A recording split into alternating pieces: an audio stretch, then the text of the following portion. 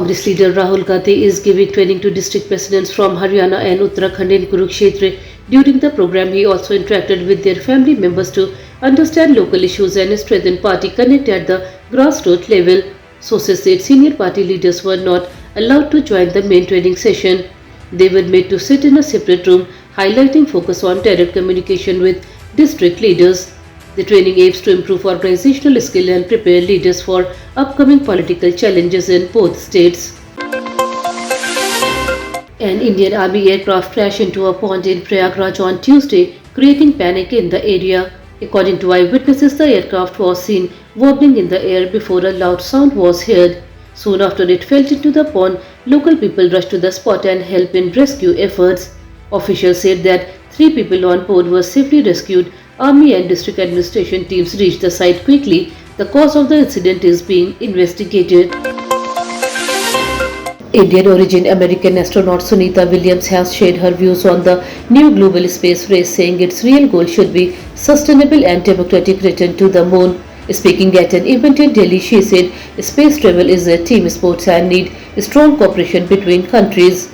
Williams stressed that space exploration should benefit all humanity, not just a few nations. She spoke emotionally about her connection with India, saying visiting the country feels like coming home, as her father was from Julasan village in Gujarat. She also supported the commercialization of space, saying it will create new jobs and encourage technological innovation for the future. The Bharatiya Janata Party has announced Nitin Nabin as its 12th national president. The official declaration was made on Tuesday at the party headquarters in New Delhi. Prime Minister Narendra Modi congratulated Nabin by garlanding him and said that he remains a party worker who will now be evaluated by the new president. In his first speech after taking charge, Nitin Nabin described his journey as that of an ordinary worker receiving extraordinary responsibility. He thanked the party leadership and workers for trusting him and promised to strengthen the organization further. Senior BJP leaders and chief ministers from party-ruled states attended the event, making it a major political moment.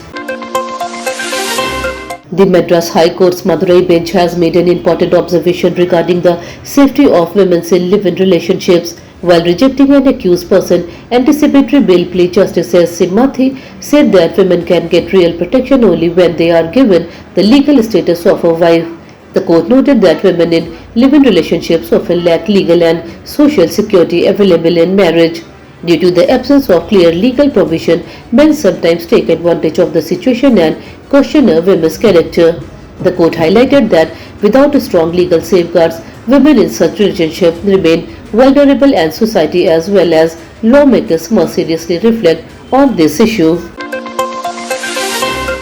US President Donald Trump's aircraft had to return to Washington shortly after takeoff while he was traveling to Davos, Switzerland. According to the White House, a technical fault was detected in the aircraft, and as a safety measure, the decision was taken to turn back.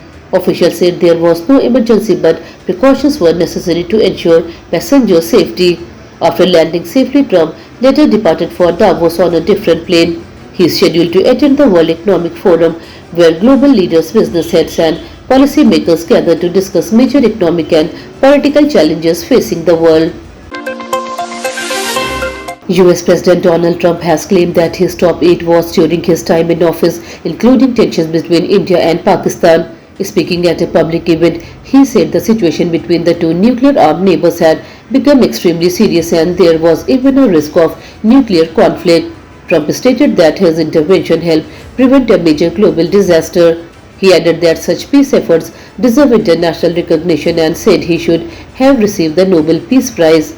His remarks have once again sparked debate worldwide, with supporters praising his diplomacy and critics questioning the accuracy and scale of his claim.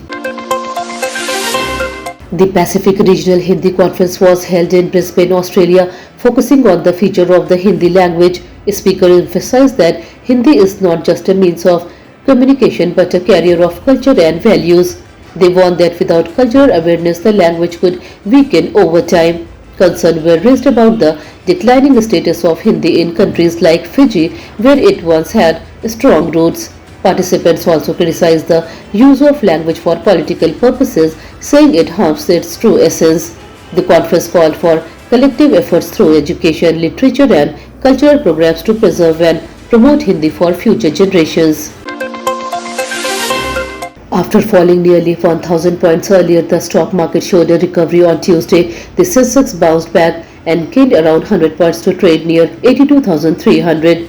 The Nifty also moved up by 30 points, supported by buying interest in auto and metal stocks. Investor sentiments improved after initial selling pressure eased.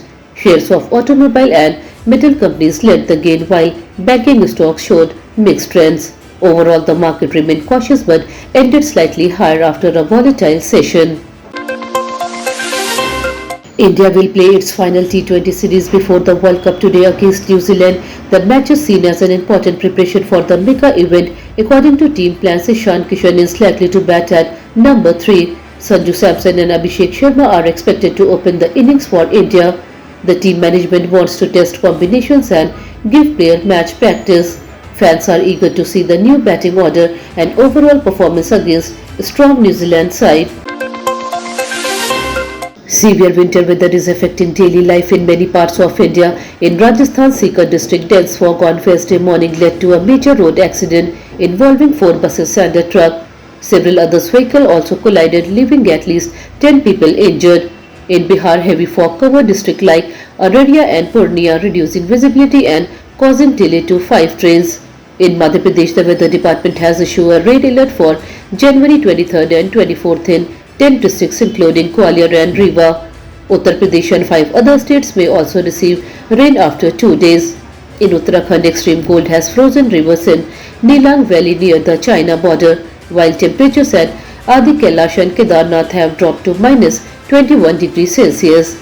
That's all for today's bulletin. We'll be back with more updates next time. Until then, this is Tamanna Rizvi signing off. Have a good day.